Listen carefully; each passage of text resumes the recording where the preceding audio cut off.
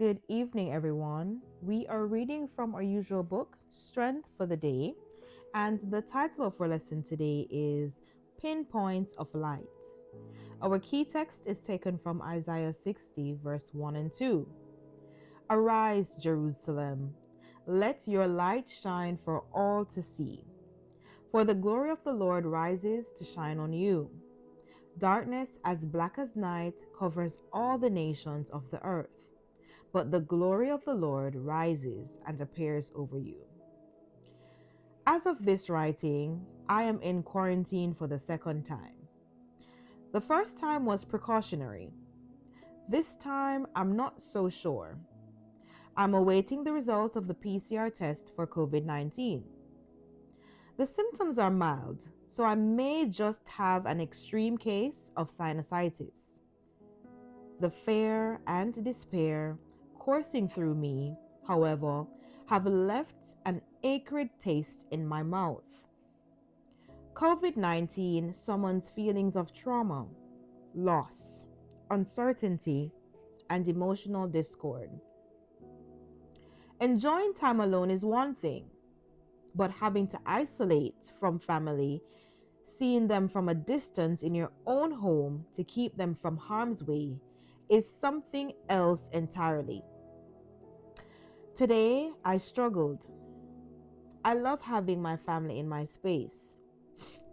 While I felt lonely and despondent at that moment, I knew I was not alone. I was not without hope. God does not abandon his children to the darkness. He was right beside me, sending precious signals of his presence. It shone in the one ripe guava on the tree and sparkled through the young man at the medical center who offered me his chair. God showed himself in the messages I received from loved ones. I heard him reminding me of his love in the songs and hymns of the Sabbath that evening. He promised me he would not stop the work he has begun within me. Are not 5 sparrows sold for 2 pennies? Yet not one of them is forgotten by God. Luke 12, verse 6. He watches over every sparrow. He sees when they fall. Not one goes unnoticed by him. How much more will he watch over me? My brothers and sisters, God reveals himself in unexpected ways during our darkest moments. There are pinpoints of light if we look for them with the eyes of faith. Turn your eyes away from that which is dark and discouraging and behold Jesus. He will show us the way to find strength, hope, and joy as he dispels the shadows and shines his light into our hearts and minds. Greta Michelle Joachim Fox Diet. I have indeed been encouraged and strengthened for the day. Many times we find ourselves in situations where we are wondering what is happening. Why is there despair, darkness, disappointment on the horizon? I can't see how this is going to get better, or what's the reason for going through this. And these are the thoughts that the author was experiencing. However, she was able to see God in the midst of all that she was going through. I can attest to this. Just today, I had this encounter. I was actually running late for an event that I had this evening. I hurried to the bus stop, caught my bus, was seated in the bus, and then what happens? The bus driver says the bus will terminate here. So that means you have to catch another bus, basically. And so I looked at my clock. I was talking to my mom and I'm saying, Mommy, I'm going to be so late for this event. And I paused and I said, you know what, Mom? Even though I'm going to be late, I think there's a reason why God wants me to be late. And whatever his will is, let it be done. Because sometimes you're rushing and you're trying to get somewhere and you're about to meet your demise. And so I've turned the negatives that come my way into positives. Like, this has to be God's doing. Whatever he wills, let it be. And so I found solace in saying that to myself, and my mom agreed with me. So I'm hurrying off now in the next bus that comes, and I'm at the tube station. So I'm at the tube station, hurrying to the platform. But as I'm hurrying to get to the platform to catch the tube, I notice a Caucasian, visually impaired man with his guide dog.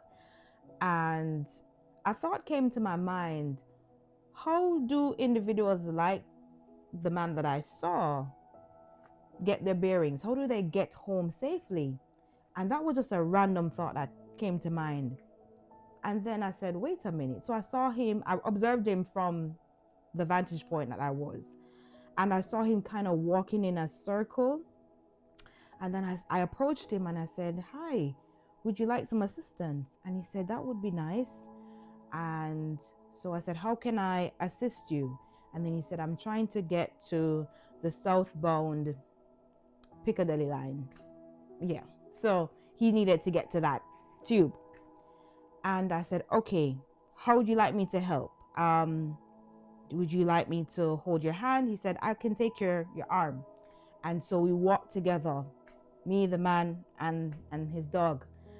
And I said to him, what's better for you? Is it the lift that would help, or are you okay with stairs? Which one is better? And then he said, the stairs are fine. And so I walked him through, told him when to take the left, when we're approaching the stairs, when we're getting to the flat portion, then back to more stairs. And he's like, have you ever done this before? And I said to him, not really. I have done it before, but it's been a long time. And so I brought him, we chuckled, and then I brought him to the platform and I set him at a safe spot close to the wall so that he's not close to the edge. And he's like, thank you so much. And it was in that moment when I left him, my train actually came, my tube came, and I was able to catch it in the nick of time. But the moral of the story is, every disappointment is really for a greater appointment, because God knew, and I get very emotional about it, God knows what his children need, and he will provide help. In this situation, his son needed assistance. It blows my mind how everyone walked past him, and this was probably 5:36, so it's busy. So there are so many persons around that could have assisted, and no one stopped to ask him if he needed help. And it took God delaying my bus, delaying me from the event, which I ended up going early in the end. I don't know how God allowed it to happen, but I got to my event on time, even though I was late. But it took all of it.